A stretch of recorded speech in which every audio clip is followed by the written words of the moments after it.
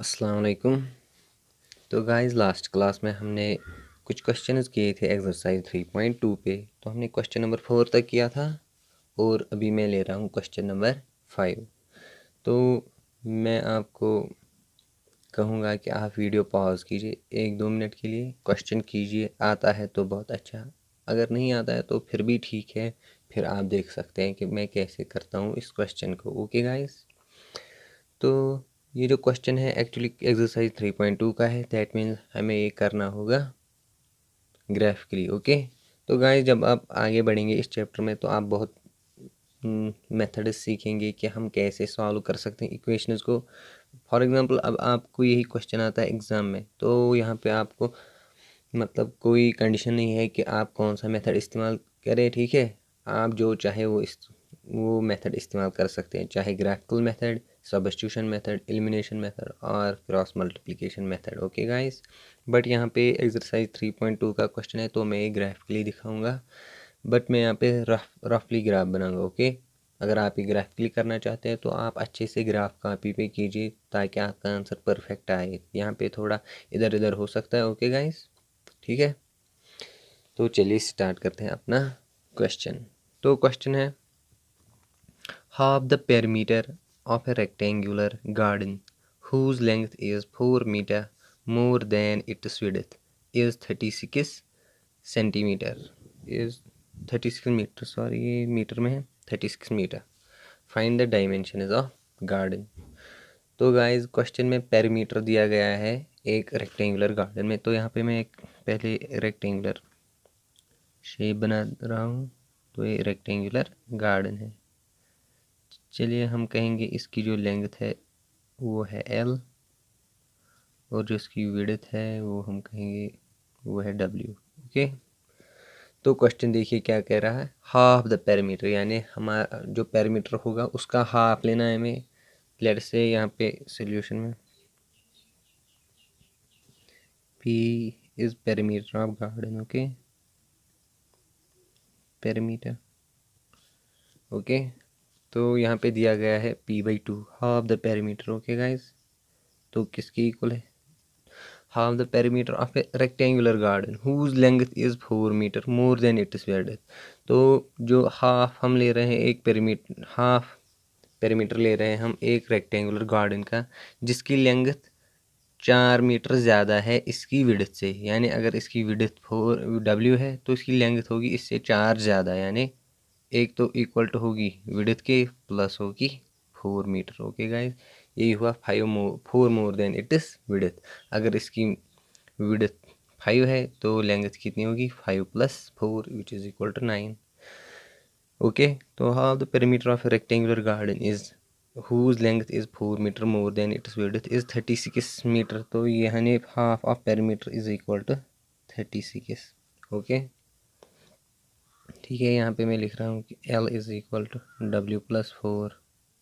Okay, यहाँ given है।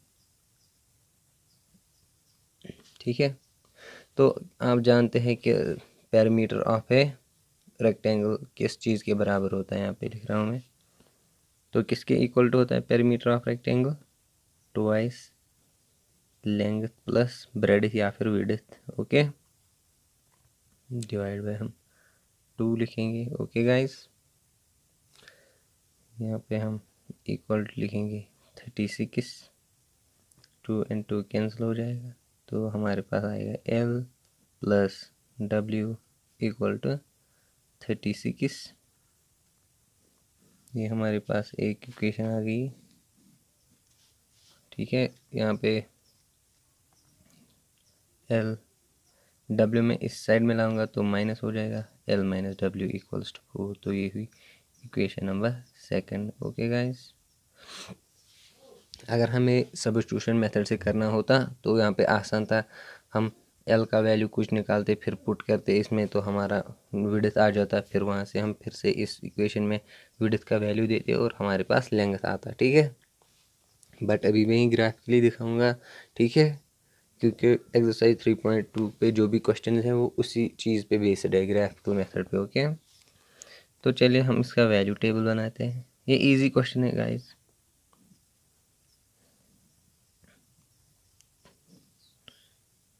तो इक्वेशन फर्स्ट का वैल्यू टेबल, ये इक्वेशन 2, ये ले रहा हूँ मैं यहाँ से लेंथ और यहाँ से विड्थ। ओके गाइज, मैं पुट करूँगा लेंथ इक्वल्स टू 0, तो विड्थ का क्या आंसर आएगा, विड्थ इक्वल्स टू 36, ठीक है।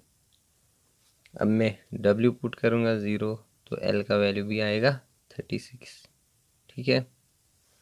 तो चलिए हम यहाँ पे बनाते हैं अपना ग्राफ।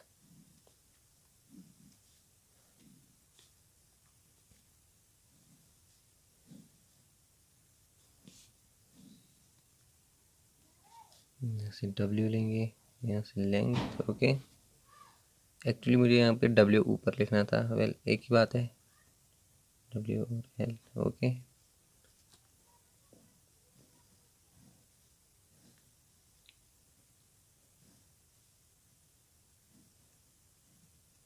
चलिए अब मैं यहाँ पे W पुट करूँगा 0, तो L का वैल्यू आएगा L माइनस 0 इक्वल्स टू 4, यानी L इक्वल्स टू 4, ओके।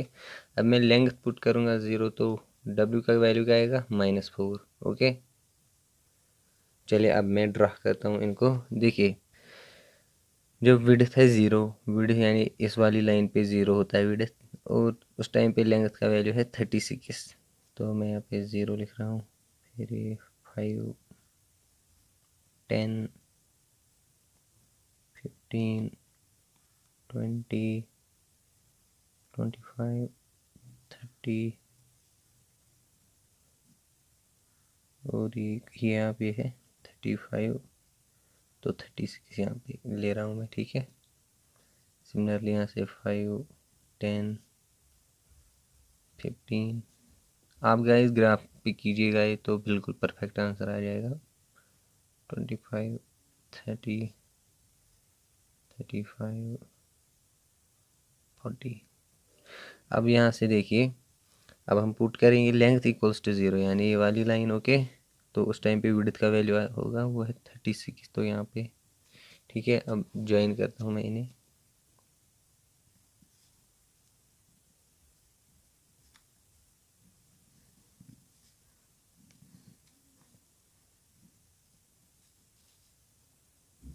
तो ये रही इक्वेशन फर्स्ट वाली लाइन, ओके।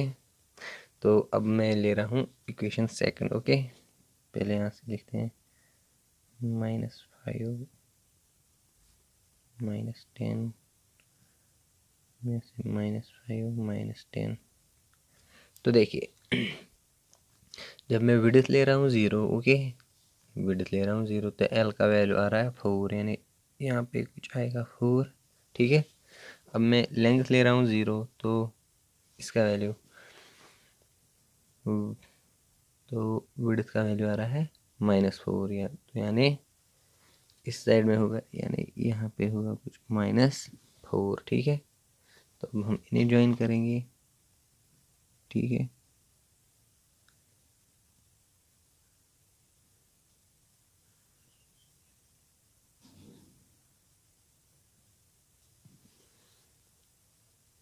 तो ये वाला जो पॉइंट होगा, अब आप जब ग्राफ पे बनाएंगे अच्छे से, ठीक है, तो आपका वैल्यू वहाँ पे ठीक आएगा, ठीक है। यहाँ से मुझे W लेना था, ठीक है, और यहाँ से लेंथ लेनी थी, सॉरी उसके लिए, ठीक है।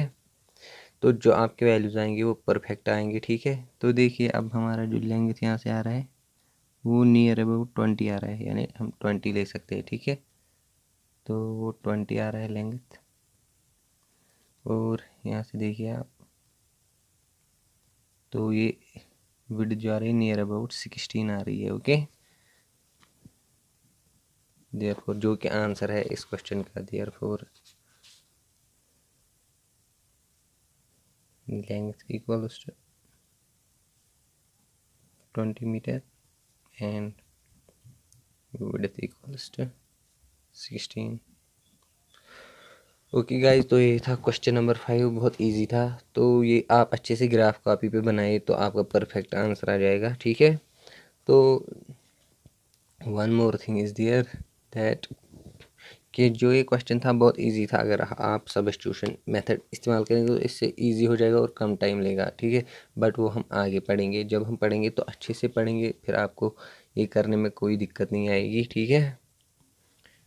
तो अब मैं ले रहा हूँ क्वेश्चन नंबर 6, फिर है क्वेश्चन नंबर 7, और ये हमारा ख़त्म हो जाएगा, फिर हम सब्स्टिट्यूशन मेथड पे आएंगे। ठीक है। तो ये दे रहा हूँ मैं यहाँ पे क्वेश्चन नंबर 6। तो गाइज ये यहाँ पे मैंने क्वेश्चन लिख दिया है, ठीक है। तो क्वेश्चन थोड़ा बड़ा दिया है बुक पे, तो मैंने शॉर्ट में लिख दिया, ठीक है। Given equation is 2x+3y-8 equals to 0। तो हमारे पास एक इक्वेशन दी गई है जो कि एक लाइन को रिप्रेजेंट करती है, ऑब्वियसली है। तो वो है 2x+3y-8 equals to 0। Right another equation such that equations are. तो अब हमारे पास क्वेश्चन ऐसे है कि आपको एक और इक्वेशन लिखनी है सच दैट की इक्वेशंस आर। फिर है 3 पार्ट्स यहाँ पे। तो पहला पार्ट है सच दैट, जो ये 2 इक्वेशंस होंगी, एक तो दी गई है, दूसरी हमें बनानी है, ठीक है, लिखनी है। तो ये दोनों इक्वेशंस, तो गाइस ये है क्वेश्चन और हमारे पास इक्वेशन दी गई है, एक दूसरी लिखनी है ताकि ये दोनों इक्वेशंस इंटरसेक्टिंग लाइंस बन जाए, ठीक है। तो इस क्वेश्चन के 3 पार्ट है, मैं ये पार्ट दिखाऊंगा, बहुत इजी है, फिर आपको आ जाएंगे, ठीक है। सोल्यूशन देखिए कैसे करना है। As we know for intersecting lines, ठीक है, हमारे पास कंडीशन क्या होती है, a1/b1 should not be equal to, a2 है यहाँ पे, sorry, b1/b2 should not be equal to c1/c2, ठीक है गाइस। तो फॉर एग्जांपल ये वाली इक्वेशन है a1x+b1y+c=0, ठीक है। तो अब हमें फॉर एग्जांपल हम कहेंगे जो कि दूसरी इक्वेशन है जो हमें लिखनी है वो है a2x+b2y+c2=0, ठीक है। बट हमारे पास कंडीशन होती है इंटरसेक्टिंग लाइन्स के लिए a1/a2 should not be equal to b1/b2 should not be equal to c1/c2। देखिए अब a1 क्या है, a1 है 2/a2 लिखेंगे, should not be equal to b2 है 3/b2 लिखेंगे, ठीक है, is not equal to c1 के बदले हम -8/c2, ठीक है। तो ये कैसे, हम यहाँ पे हम कोई भी वैल्यू दे सकते हैं, यहाँ पे कुछ और लेंगे, यहाँ पे कुछ और लेंगे, ताकि रेशोज इक्वल ना हो जाए, ठीक है। तो इस क्वेश्चन के बहुत सारे आंसर्स हो सकते हैं, ठीक है। तो हम कुछ वैल्यूज पुट करेंगे ताकि इंटरसेक्टिंग हो जाए। फॉर एग्जाम्पल ऐसे put a2 equals to, let's say 2, b2 equals to 4, c2 equals to 7, ठीक है। तो गाइस देखिए हमारा रेशो क्या बन जाएगा, 2/2 is not equal to 3/4 is not equal to -8/7। तो ठीक है, ये रेशो फुलफिल हो रहा है, दैट मीन्स ये दोनों इंटरसेक्टिंग लाइन्स हैं। एंड हमारी जो लाइन होगी, इक्वेशन होगी, वो होगी देयरफॉर 2x+4y+7 इक्वल्स टू 0। तो ये एक आंसर हो सकता है, इसके बहुत सारे आंसर्स हो सकते हैं, आप कुछ भी सिलेक्ट कीजिए ताकि a2, b2 और c2 का कुछ ऐसे वैल्यू सिलेक्ट कीजिए ताकि रेशोज डिफरेंट आ जाए, ठीक है। तो वो होगा हमारा आंसर उस टाइम पे। सिमिलरली यहाँ पे फिर दूसरा पार्ट है पैरेलल लाइन्स, तीसरा है कोइंसिडेंट लाइन्स। तो उसके लिए भी ऐसे आपको कंडीशंस इस्तेमाल करने होंगे। आई थिंक क्या आप वो कर सकते हैं, ठीक है। चलिए मैं और एक और पार्ट दिखा रहा हूँ, तो लास्ट वाला आप खुद ही कीजिएगा, ठीक है। तो मैं यहाँ पे दिखा रहा हूँ आपको जो कि पैरेलल लाइन्स होंगी, ठीक है। तो पैरेलल लाइन्स यहाँ पे तो इक्वेशन हमारे पास थी, तो ये सेकंड पार्ट,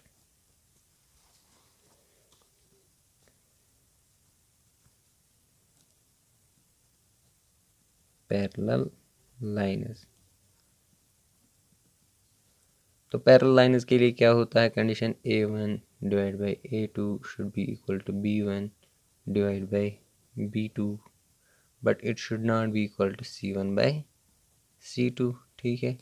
तो हमारे पास गिवन है, गिवन 2x+3y-8 इक्वल्स टू 0। तो ये हमारे पास एक इक्वेशन है, ठीक है। तो देखिए अब हमें हमारे पास A1 है, देयरफॉर हम ऐसे लिख सकते हैं A1/A2 कैलकुलेट करते हैं, ठीक है। A1/A2 लेट्स से जो हमारी दूसरी इक्वेशन है, पहले ऐसे लिखना है, let another equation B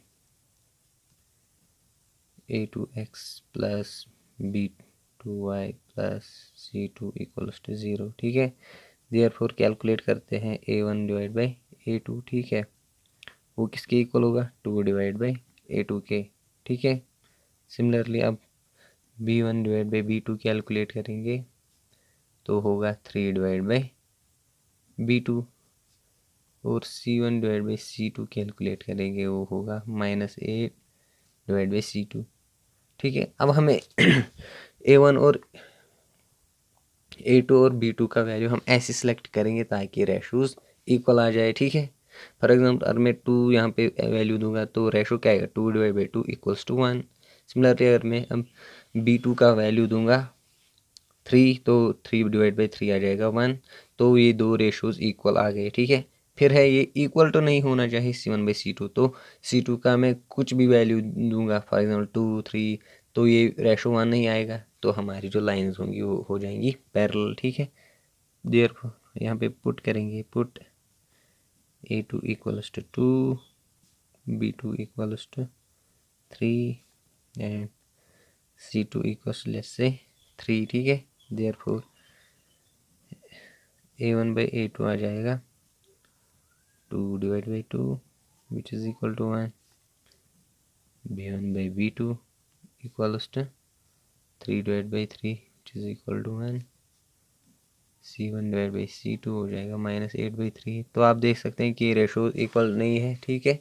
therefore our equation is another equation is the equation is 2x, तो B2 है 3 प्लस 3y, और मैंने ये इसे कहा था C, तो 3 इक्वल्स टू 0, तो एक और इक्वेशन है, ठीक है। तो इसके भी आंसर्स बहुत हो सकते हैं, ठीक है। तो फॉर एग्जाम्पल यहाँ पे मैं 2 के बदले 4 सेलेक्ट करूँगा, यहाँ पे 3 के बदले 6 सेलेक्ट करूँगा, तो इनका रेशो फिर से सेम आ जाएगा। C2 में कुछ भी वैल्यू पुट करूँगा, ठीक है, तो उस टाइम पे रेशोज इक्वल नहीं होंगे, तो उस टाइम पे जो इक्वेशंस होंगी वो पैरेलल होंगी, और ये हो जाएगा हमारा क्वेश्चन, ठीक है। अब है थर्ड वाला, अब है लास्ट वाला क्वेश्चन इस एक्सरसाइज का, ठीक है। तो मैं ऐसे लिखूँगा, ठीक है। तो हमारे पास क्वेश्चन नंबर 7 है, इसके लिए भी ग्राफ चाहिए आपको। तो गाइज आप ठीक से ग्राफ इस्तेमाल कीजिए, मैं अभी यहाँ पे ऐसे ही रफली बनाऊंगा, बट आप ग्राफ पे बनाइए तो बिल्कुल परफेक्ट आंसर आ जाएगा, ठीक है। तो हमारे पास दो इक्वेशंस दी गई है, x minus y equals to 1, ठीक है। x माइनस 1 यहाँ पे प्लस है, actually +1 equals to 0 and 3x plus 2y minus 12 equals to 0, ठीक। तो हमें काम करना है, हमें इन्हें ड्रा करना है ग्राफ पे, ठीक है। हमें ग्राफ बनाना है। जब हम ग्राफ बनाएंगे तो वहाँ पे ट्रायंगल जैसी शेप बनेगी, और हमें उस ट्रायंगल की वर्टिसेस कैलकुलेट करनी है, ठीक है, उनके कोऑर्डिनेट्स कैलकुलेट करने हैं, ठीक है। तो ये था क्वेश्चन, इक्वेशन 2 दी गई है। अब जो आप इनका ग्राफ बनाएंगे उसमें एक ट्रायंगल बनेगा, तो हमें उनके वर्टिसेस निकालने हैं, ओके। तो चलिए हम ये ऐसे लिख सकते हैं, x माइनस वाई, इसे हम यहाँ भेजेंगे तो ये बन जाएगा -1। देखिए यहाँ पे 2 कॉमन है, तो हम 2 से डिवाइड करेंगे, तो डिवाइडिंग बोथ साइड्स पे 2, तो कोई असर नहीं पड़ेगा इस इक्वेशन पे। तो हमारी जो इक्वेशन होगी ये होगी, चलिए हम ऐसे ही रखते हैं, सॉरी, हम लिखेंगे 3x plus 2y equals to 12, ठीक है। तो चलिए वैल्यू टेबल बना देते हैं, ये x y, चलिए मैं x पुट करूँगा 0, तो y का वैल्यू देखिए क्या आएगा, तो minus y equals to will be -1, minus minus cancel हो जाएगा तो वाई का वैल्यू आएगा 1। ठीक है। सिमिलरली अब मैं वाई पुट करूँगा 0। ठीक है। तो x देखिए x का वैल्यू क्या आएगा, ये 0, तो x इक्वल टू -1 आ जाएगा। ठीक है। अब यहाँ पे वैल्यू टेबल बनाता हूँ मैं इस चीज़ का। तो ये x ये y, देखिए अब x पुट में करूँगा 0। ठीक है। 3 इंटू 0 होगा 0, तो हमारे पास 2y will be equal to 12, तो y होगा इक्वल टू 6। अब मैं y पुट करूँगा 0। ठीक है। 2 इंटू 0 होगा 0, तो हमारे पास 3x इक्वल टू आएगा 12, यानी x इक्वल्स टू 4। तो चलिए अब हम इसे ड्रा करते हैं। जब आप ये ड्रा करेंगे तो आपके पास खुद ब खुद आंसर आ जाएगा। ठीक है। क्योंकि हमें कोऑर्डिनेट्स कैलकुलेट करने हैं, वो खुद ब खुद ग्राफ पे से आपके पास आ जाएंगे। ठीक है। x y 0, let's say this is 1 2, this is 3, this is 4 5, this is 6, this is 1 2 3 4 5 6, -1 -2 -1 -2 3 -4। Okay. तो गाइस पहली इक्वेशन में से देखिए, जब हमारे पास x 0 होगा यानी ये वाली लाइन, तो y का वैल्यू होगा 1। ठीक। अब यहाँ पे y है 0 और x का वैल्यू है -1, तो ये वाला पॉइंट। ठीक है। इन्हें ज्वाइन करेंगे तो ऐसे होगी ये लाइन। ठीक है। इक्वेशन फर्स्ट की लाइन। अब दूसरी इक्वेशन, x जब 0 है यानी ये वाली लाइन, तो y का वैल्यू है 6, तो ये वाला पॉइंट। अब y का वैल्यू है 0, तो x का वैल्यू है 4। ठीक है। तो हम इन्हें ज्वाइन करेंगे।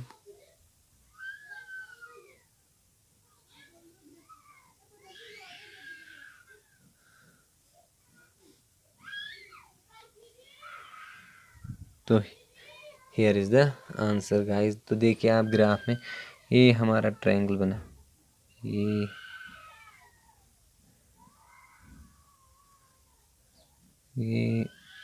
तो ये वर्टिसेस है, ये वाली पॉइंट, ये वाला पॉइंट और ये वाला पॉइंट। ठीक है। तो अब हमें ये कैलकुलेट करने, देखिए इस वाली वर्टिसेस के कोऑर्डिनेट से पहले x आता है 4 कामा x, y का वैल्यू क्या है इस टाइम पे 0 है, तो ये होगा 0। यहाँ पे देखिए इसका तो पहले x आएगा -1। ठीक है। y का वैल्यू है 0। ठीक। तो अब रहा ये वाला पॉइंट। ठीक है। तो देखिए तो नियर अबाउट 2,3 आ रहा है, तो मैं आंसर देख रहा हूँ, मे बी मेरा डिफरेंट आ जाए, आया हो।